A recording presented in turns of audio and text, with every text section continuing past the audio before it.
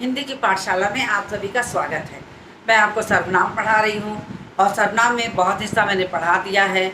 उसकी परिभाषा, उसके भेद, भेदों की परिभाषा और पुरुषवाचक के उपभेद सब मैंने बताया है।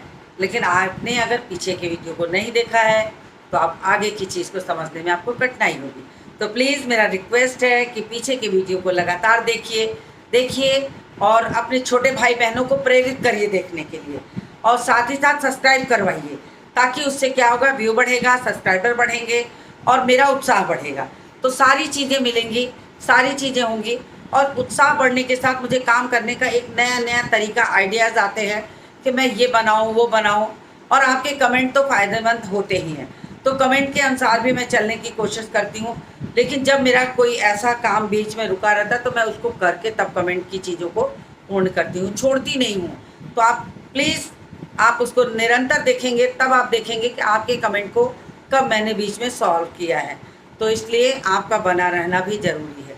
तो मैंने आपको 4 सर्वनाम के भेद पढ़ा दिए हैं, प्रश्नवाचक सर्वनाम तक मैंने करा दिया। तो भेद को दोहरा दूं, पुरुष निश्चय अनिश्चय, प्रश्न निस्संबंध। तो इस तरीके से आपके जो 6 हो गए उसमें से 4 मैंने करा दिए हैं। आज बारी है निज वाचक सर्वनाम। जैसा कि मैंने आपको परिभाषा बताने के पहले कहा था कि उसके शब्दों में उसकी परिभाषा छिपी होती है। जैसे यहाँ पर शब्द आ रहा निज, निज मतलब होता अपना, खुद, स्वयं। जो निज का मतलब होता है खुद, स्वयं, अपना, अपने आप के लिए हम निज शब्द का प्रयोग करते हैं। तो जो इस शब्द का अर्थ निकलता है वही उसकी परिभाषा है। बहुत आसानी से आप इसकी परिभाषा को याद कर सकते हैं। तो सीधे सीधे परिभाषा लिखने का तरीका सीख लीजिए कि सबसे पहले सर्वनाम जो आया है वह सर्वनाम शब्द ये लगा दीजिए सब में, और साथ में इसका मतलब समझा दीजिए, आपकी परिभाषा तैयार हो गई। तो इस तरीके से अगर याद करेंगे तो आपको आसानी से परिभाषा भी याद हो जाएगी और समझने में भी दिक्कत नहीं होगी। तो कौन कौन से शब्द आते हैं वो मैंने पहले ही बता दिया निजवाचक में। जिसकी परिभाषा लिखती हूँ, वह सर्वनाम शब्द जो अपने आप के लिए या स्वयं के लिए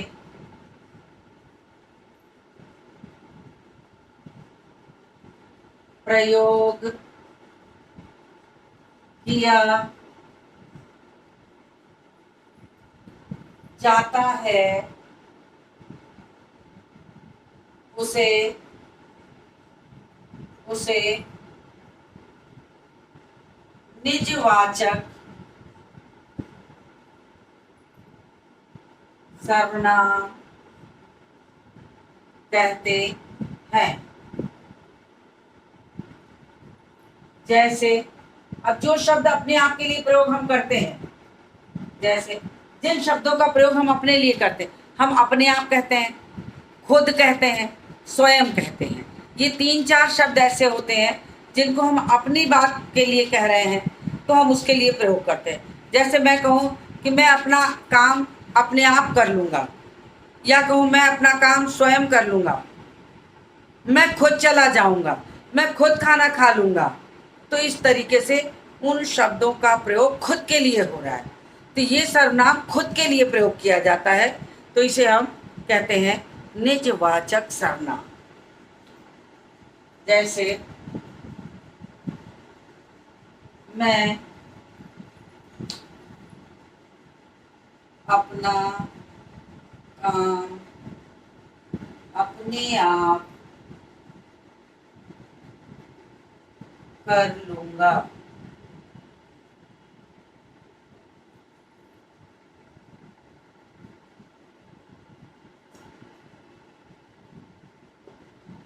मैं स्वयं चला जाऊँगा।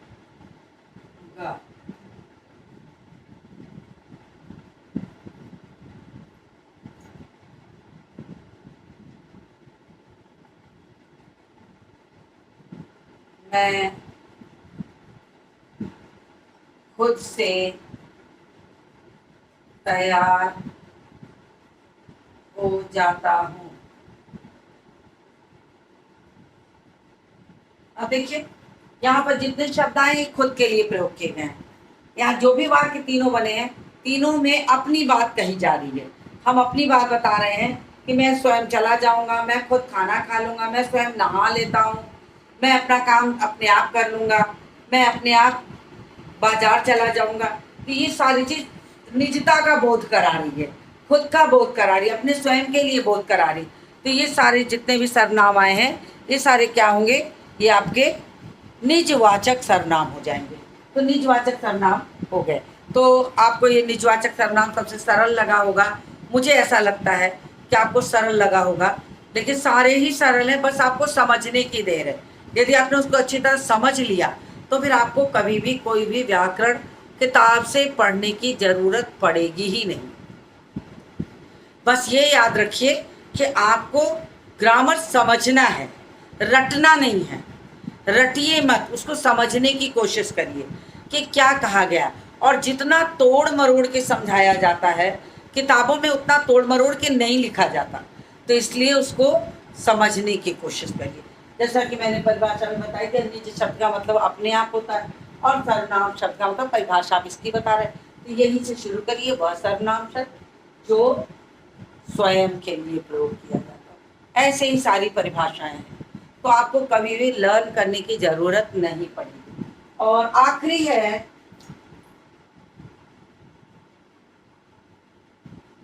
संबंध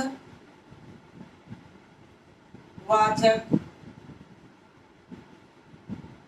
सर्वनाम। संबंधवाचक सर्वनाम। अब संबंधवाचक में, अब देखिए मैंने आपको पहले ही कहा कि परिभाषा उसी में छिपी होती है।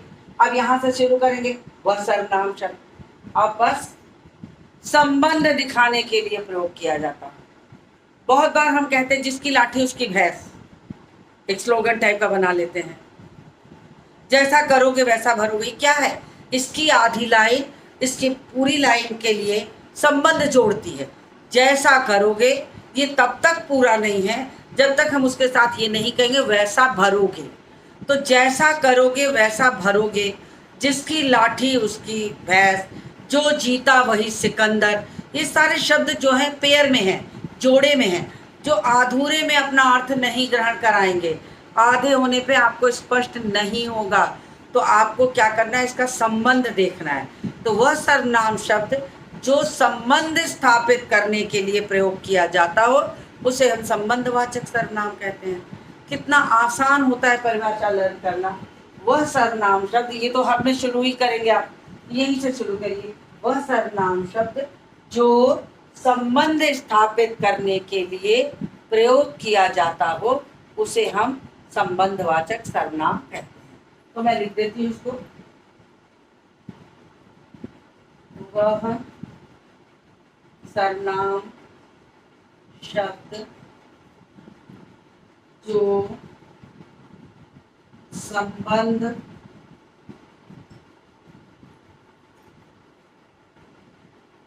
स्थापित करने के लिए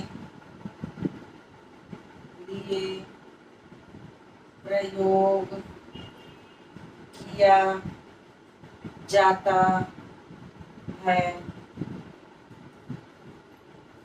उसे संबंध वाचक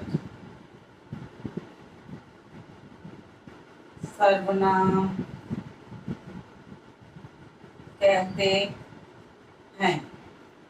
ये संबंध है। उदाहरण मैंने अभी आपको दे के समझाए ही है कि कैसे संबंध का पता लगता है। जैसे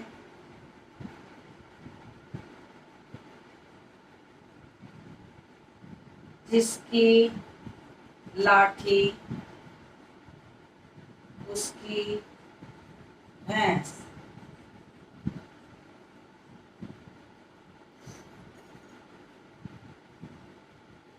जो जीता वही सिकंदर,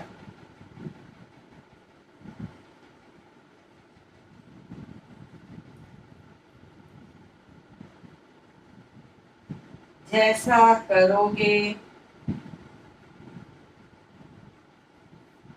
वैसा भरोगे।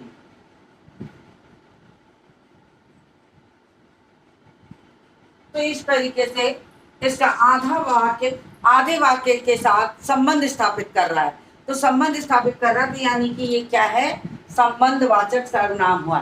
तो इस तरीके से अगर आप देखेंगे तो संबंधवाचक सर्वनाम भी आपको बहुत आसान लगेगा। अब कुछ वाक्य अगर लिख दूं कि, तो आप उसको पहचानने के लिए आपको सीखना होगा। स्क्रीनशॉट लेना है तो ले लीजिए।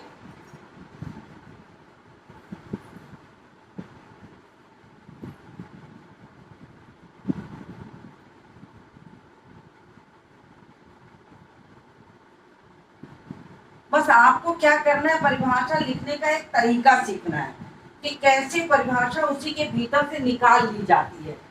समझ लिए और उसी के भीतर के शब्दों से ही आप परिभाषा बना दीजिए, तो क्या होगा कि आपको आसानी से समझ में आ जाएगा। जैसे एक सेंटेंस में लिखती हूं, मैं लिख कर बोलूंगी। अब आपसे इससे कहा जाए बोलूंगी, कि आप इससे कहा जाए कि आप इसमें सर्वनाम छाटिए और भेद बताइए। तो सर्वनाम क्या है, मैं है। कौन सा सर्वनाम है, पुरुषवाचक सर्वनाम, पुरुषवाचक सर्वनाम है। और अगर इसमें पुरुष भी पूछा जाए तो उत्तम पुरुष है। उत्तम पुरुष, मैं आधा आधा लिख रही हूँ, जगह की कमी है, ऊ और पू लिख दे रही हूँ, जिससे आप समझ जाएंगे कि ये उत्तम पुरुष है। यानी पुरुषवाचक का अगर भेद भी पूछा गया है तो भी आप लिख सकते हैं। दूसरा एक वाक्य है, जो गाएगा वही जीतेगा। अब क्या है, अभी मैंने बताया है आपको, आप समझ गए होंगे खुद ही। संबंध स्थापित करा, यानी कि ये संबंधवाचक है।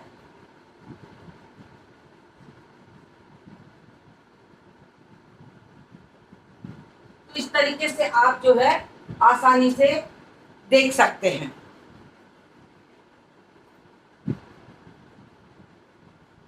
उन्हें मिलकर नृत्य करना था, उन्हें मिलकर नृत्य करना था। अब ये क्या है, उन्हें, पुरुषवाचक सर्वनाम।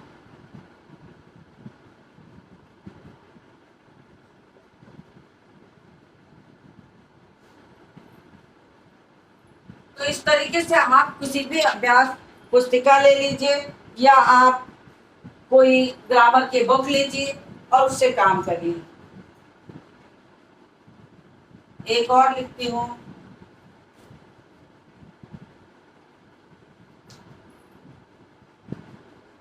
क्या मीता समय पर आ जाएगी। अब ये क्या है, ये सवाल पूछा गया है कि क्वेश्चन किया गया, तो ये क्वेश्चन है तो इसके मतलब ये प्रश्नवाचक हो गया। तो इस तरीके से देखा जाए तो आपको वास्तव में सर्वनाम के भेद अच्छी तरह समझ में आ गए हैं, तो आपको बाकी चीज़ें भी समझ में आ जानी चाहिए। और ज़्यादा अभ्यास नहीं करा पाऊंगी, वीडियो बड़ा हो जा रहा है, लेकिन आपको कुछ गिर गया लगता है। तो यहाँ पर जैसे अनिश्चितता का बोध हो रहा है, तो आप कहेंगे जहाँ कुछ आएगा तो उदाहरण को देखिए, उसमें सर्वनाम के कौन से भेद की चीज़ें छिपी हुई हैं, उसको पढ़िए और समझिए, तब आपको करना आ जाएगा। नहीं आता है आप मुझसे सवाल पूछिए, कमेंट बॉक्स में डालिए, मैं भी बताऊँगी, जब भी मौका मिलेगा मैं बता दूँगी। तो इस तरीके से आपको पूरी तरीके से सर्वनाम आ जाएगा और इसी के साथ सर्वनाम के भेद समाप्त हो गए हैं। अब मैं अगले में विशेषण पढ़ाऊँगी या कोई और टॉपिक उठाऊँगी, तो क्रम से चल रही हूँ तो विशेषण ही पढ़ा देती हूँ। तो इसी के साथ इस वीडियो को समाप्त करती हूँ और आपसे अगले वीडियो में मिलती हूँ।